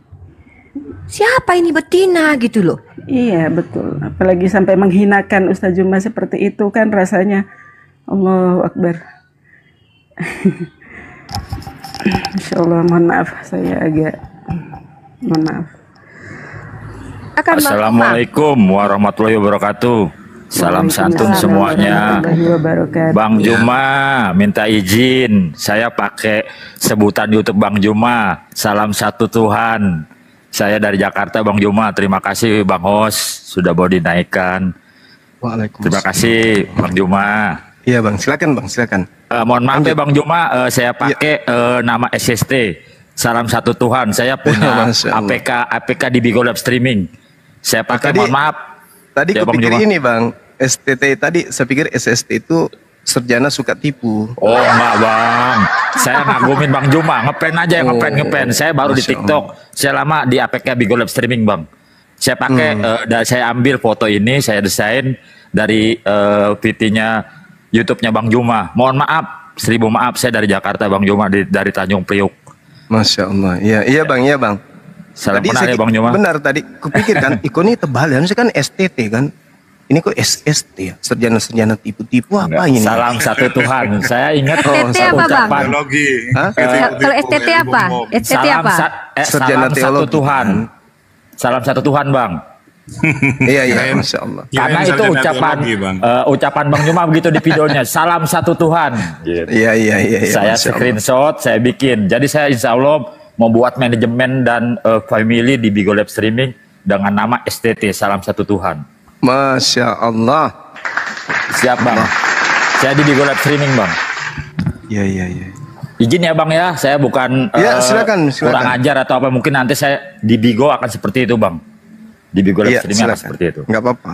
Ya. Makasih bang ya Saya untuk mendukung. Bang Hos. Siap, Iya, siap. iya, silakan. Ya begitu aja Bang Juma untuk Uni Ripa dan siapa yang di sini. Salam kenal, salam santun. Saya dari Priuk, Tanjung Priuk, Jakarta bang. Dekat Kampung Bone. Masya Allah. Ya, ya lanjut. Ya itu aja bang. Semangat selalu buat semua pemimpin atau pengurus API se-Indonesia. Semangat selalu untuk menjaga ketebanan iman umat-umat muslim seluruh. Ya gitu aja Bang Juma, saya minta izin nanti saya takut disalahkan. Salam santun ya Bang Juma, salam kenal selalu. Iya, sama-sama. Ya makasih Bang O, saya izin turun ya. Saya itu ucapkan terima kasih banyak. Assalamualaikum warahmatullahi wabarakatuh. Waalaikumsalam warahmatullahi wabarakatuh. Amin. Ya muji basyairin. Ya, sedikit Bang Sera, mungkin sebelum turun saya mau ini ke Bang Zuma dulu mungkin. Saya pernah dulu menyampaikan salam dari istrinya Bapak Wakil, Ketua Mahkamah Agung non Yudisial, kebetulan waktu itu di samping saya, menyampaikan kekaguman kepada Ustaz Juma, sehingga saya waktu itu beliau titip salam gitu buat Bang Zuma. Waalaikumsalam warahmatullahi wabarakatuh. Salam balik, Ibu. Yes, insya Allah. Saya sering ke MMCI juga gitu. Ada itu yang ya kalau beberapa kali gitu ke MMCI juga gitu. Saya yang di pengadilan itu, Ustaz. Oh iya iya. Ingat mungkin Ustaz juga. Iya iya. Iya Ibu. Jadi Makasih ya. Ukti Ida ini Gurunda merupakan salah satu unsur dari Kementerian Agama. Itu Bang Zuma. Iya, Masya Allah. Masya Allah, salam kenal Bunda. Iya, insya Allah. Ini Ustadz Arif ini guru ngaji saya. Insya Allah nanti habis Idul Adha Ustadz Arif ya mulai aktif lagi. Insya Allah, mudah-mudahan semuanya sehat walafiat. Saya buka komentar ya setiap habis maghrib karena kemarin itu puasa memang saya liburkan. Habis Idul Adha ini kita kembali live-kan lagi dari api untuk umat. Itu judul dari ketika saya buka komal, dari api untuk umat. Salah satu kajian dakwah yang merupakan tadarusan setiap malam kecuali malam Jumat. Memang saya liburkan karena malam Jumat itu kita kemudian oleh Allah Subhanahu wa Ta'ala bahwa malam Jumat itu merupakan inna yaumal Jum'at syahidul ayyam. Malam hari Jumat itu merupakan penghulunya dari hari, maka kemudian kegiatan tadarusan di komal saya itu memang diliburkan untuk kemudian masing-masing individu melaksanakan memperbanyak amalan-amalan di rumahnya masing-masing. Begitu, Bukti Hidayah. Iya siap Ustaz, insya Allah. Mudah-mudahan selalu diberi kesehatan. Iya mungkin begitu saja biar tidak mengganggu yang lainnya. Mungkin ada yang kepingin naik untuk berdiskusi. Monggo silakan Bang Sera, saya diturunkan. Mohon maaf pangapunten. Assalamualaikum warahmatullahi wabarakatuh. Waalaikumsalam warahmatullahi wabarakatuh.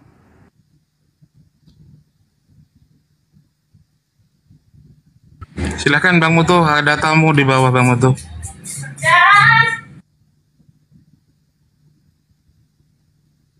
Ya, ada tamu ya. Kita naikin Ya, tamunya. Pak James Uni. Pak James. Di Halo, selamat siang Pak James. Silahkan sampaikan apakah pernyataan atau pertanyaan mumpung ada Bang Zuma di sini. Silakan Pak James.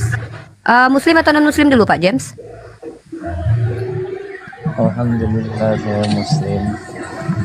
Mungkin buat teman-teman yang ada musik di belakangnya di mute saja dulu karena Bang Zuma dan saya dan teman-teman Muslim melive-kan ini di YouTube biar tidak ada gangguan ya, karena kalau ada musik nanti kena copyright YouTube kawan-kawan kita.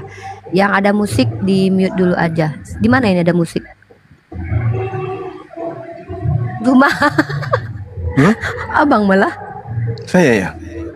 Coba. Ada yang kawinan. Oh enggak. Bukan. Siapa ini? Bang Sultan Hadi. Mungkin tempat Anda itu. Saya mute dulu ya. Oh iya, Bang Sultan Hadi jangan dibuka mic-nya ya, karena ada organ tunggal di tempat Anda. Khawatirnya kita nanti teman-teman yang live-kan di YouTube ini kena copyright nanti ya. Kalau ada yang disampaikan silakan. Oke, Bang James, ada yang disampaikan kepada Bang Zuma, silakan. Bang James, silakan. Oke, buat teman-teman Kristiani, silakan dibantah argumentasinya Bang Zuma. Silakan naik ke atas, kalian bertanya saja seumur hidup juga nggak apa-apa. Ya, kalau kalian ingin menyatakan, silahkan dengan catatan bawalah data. Oke, sudah hadir bersama kita Evan Netral. Evan, selamat siang, Muslim atau non Muslim? Muslim bang, Muslim mbak. Oh ya, silakan sampaikan. Enggak, waalaikumsalam warahmatullah.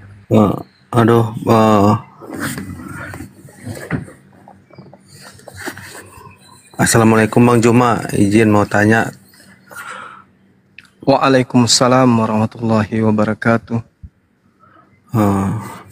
Maaf kalau pertanyaan saya sedikit salah atau gimana. Cuman saya baru tahu tadi jam 8 pagi di itu pertanyaannya, kenapa Kristen sama Yahudi yang menanggung dosa orang Muslim, Bang? Katanya emang ada di Al-Quran, Bang. Nasrani dan Yahudi. Hadis itu hadis bukan. Hadis yang menanggung dosa hadis orang Muslim. Iya bang, itu bang hadis tentang Nasrani dan Yahudi menggantikan. Silakan Banda. Iya baik. Jadi sebenarnya gini, di Al-Quran itu ada satu dosa yang tidak diampuni oleh Allah. Semua dosa itu diampuni oleh Allah kecuali dosa. Assalamualaikum warahmatullahi wabarakatuh. Lanjut Bang Dah. Ya. Kecuali dosa menyembah selain daripada Allah. Itu yang diterangkan kemudian. Nah, sedangkan di Islam, ketika umat Islam itu diampuni, umat Islam itu kemudian mati, meninggal dunia, membawa dosa, dan dosanya itu bukan karena syirik atau menduakan Allah, maka dijamin surga oleh Allah. Yang penting orang itu beramal soleh dan juga kemudian beriman kepada Allah. Maksudnya apa? Ada orang melakukan kesalahan, melakukan dosa yang tidak disengaja, yang tidak disadari misalnya. Lalu kemudian terhadap perbuatan dosa itu, umat Islam ini atau oknum ini tidak memohon pertobatan, meninggal, maka itu masih dihitung dosa. Nah, dosa yang dimaksud di sini itu yang diampuni oleh Allah. Apakah itu ditebuskan kepada orang Yahudi dan Nasrani? Tidak, sama sekali tidak. Kenapa? Karena Al-Quran sudah mengatakan innal ladzina kafaru min ahlil kitabi wal musyrikina fi nari jahannam. Sekarang coba kita tanya jawab singkat. Menurut saudara saya, orang yang Yahudi dan Nasrani atau Kristen atau di luar Islam yang mati dalam kekufuran mereka, menurut saudara itu bisa masuk ke surga atau mereka ini kekal di neraka? Kekal di neraka. Kekal di neraka. Inna syirka la dzulmun adzim. Al-Quran menjelaskan itu. Nah sekarang permasalahannya, adakah yang menjamin umat Islam ini adalah manusia yang betul-betul bersih dari dosa? Tidak pernah melakukan kesalahan? Tidak kan? Tentu kita sebagai umat Islam pernah melakukan kesalahan. Entah itu kita ke masjid, menyimpan alas kaki kita dengan menggeser sendal orang, dengan sengaja kemudian melengsarkan sendal orang pada tempat yang orangnya sudah simpan, karena kita ingin mengamankan sendal kita, sendalnya orang kita geser, kita simpan sendal kita di tempat yang aman. Orangnya keluar kemudian cari sendalnya, dongkol hatinya, itu bisa kategori dosa. Itu kalau orang yang suci bersih hatinya itu tidak akan melakukan itu, tapi itu dikategorikan satu kehilapan, kesalahan. Nah, tadi kemudian ketika orang kafir itu sudah ditentukan masuk ke neraka, lalu kemudian ada umat Islam yang memiliki dosa seperti yang saya gambarkan tadi, maka Allah kemudian menangguhkan, menghapuskan dosa-dosanya dan melimpahkan dosa itu kemudian kepada dia yang memang sudah ahli neraka. Dia sudah ahli neraka, bukan? Maka itu tidak diberikan dosa itu untuk mereka, tidak. Mereka memang sudah ahli neraka. Dengan bahasa sederhana kita mengatakan, ya udah, toh sudah ada yang masuk ke neraka, dosamu sudah kuampuni. Biarkanlah orang yang di neraka itu menanggung penderitaan yang ada di sana. Kuhapuskan dosamu, kumasukkan engkau di dalam jannah. Yauma yajma'ukum liyaumil jam'i. Dzalika yaumut taqabun wa man yu'min billah wa ya'mal shalih yukaffir anhu sayyi'ati wa yudkhilhu jannah.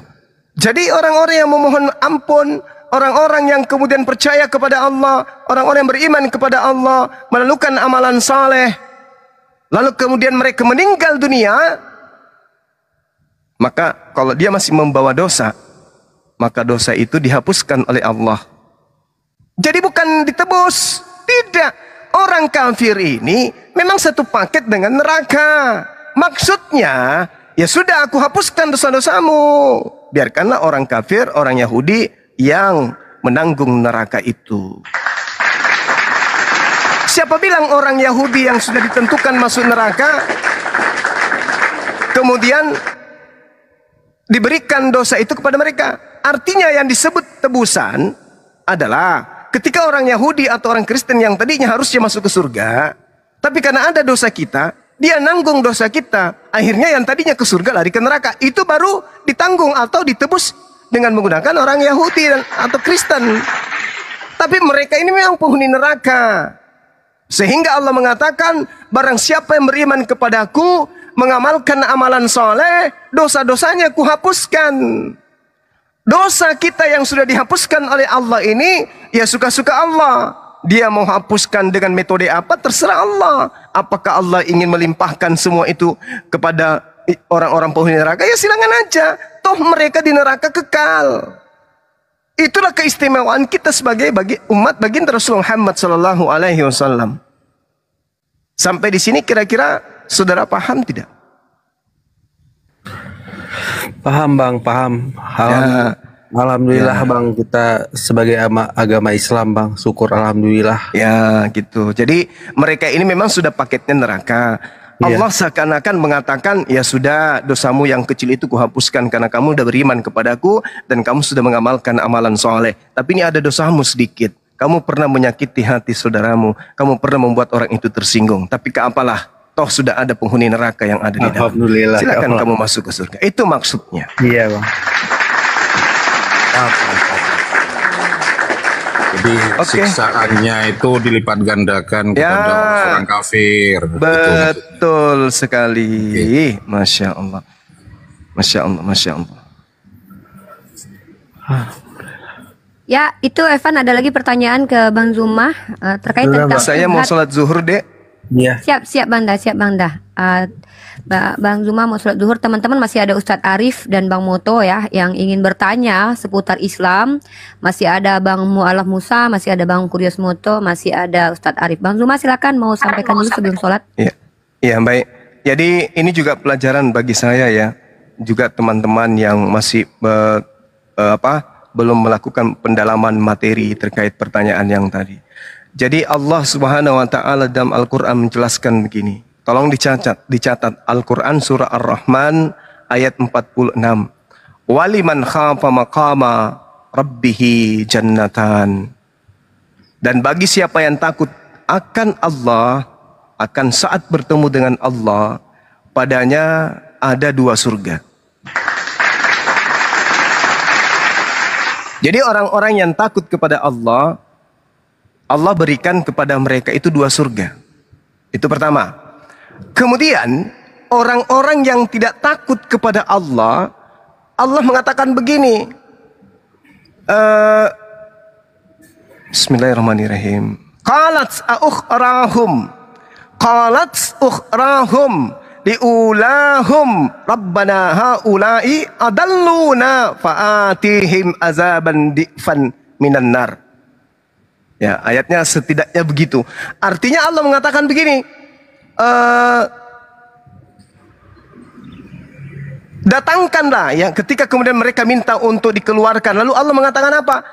Datangkanlah, ketika mereka orang-orang kafir ini berkata, datangkanlah siksaan api neraka yang berlipat ganda kepada mereka. Ya kan? Lalu di sini Allah menimpali pernyataan itu dengan Allah mengatakan masing-masing mereka orang-orang kafir ini akan mendapatkan siksaan yang berlipat ganda. Nah, betul tuh. Jadi neraka bagi mereka itu dilipat gandakan. Kemudian surga bagi umat Islam juga dilipat gandakan. Apa itu maksudnya? 1 menit.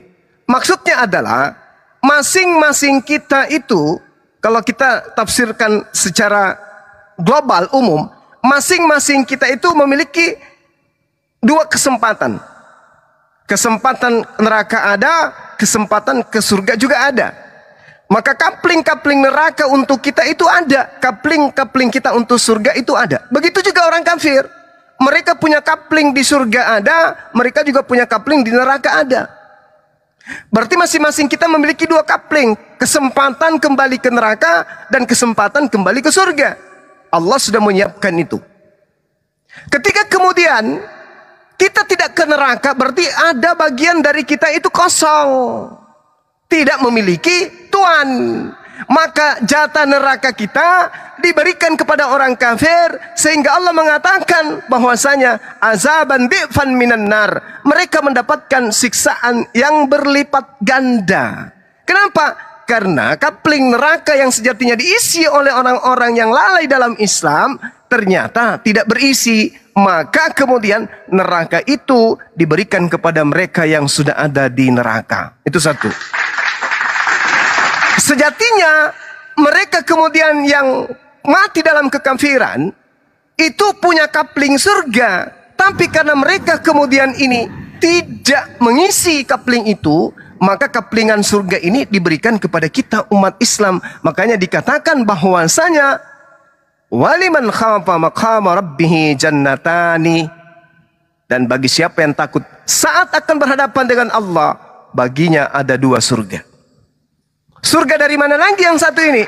Jatah surga yang sejatinya diberikan kepada mereka orang-orang yang mati dalam kafir, tetapi mereka menolaknya. Kita datang mengajarkan tentang kebenaran, kita datang mengajarkan tentang Islam, kita datang mengajarkan tentang keselamatan. Mereka menolak surga itu, maka surga mereka itu diberikan kepada umat Islam. Makanya kita mendapatkan berlipat ganda dari surga yang kita miliki, dan mereka berlipat ganda siksaan neraka yang mereka punya. Sekira begitu saudaraku, terkait dengan hadis itu saya bisa menguraikan sejauh ini bahwasanya orang masuk neraka mendapatkan siksaan berlipat ganda, orang yang masuk surga pun mendapatkan nikmat yang berlipat ganda. Karena jatah yang disediakan oleh Allah dan juga jatah neraka, jatah surga yang disediakan oleh Allah itu tidak ada yang memiliki. Empunya itu lebih memilih neraka, empunya itu lebih memilih tinggalkan jatah surga.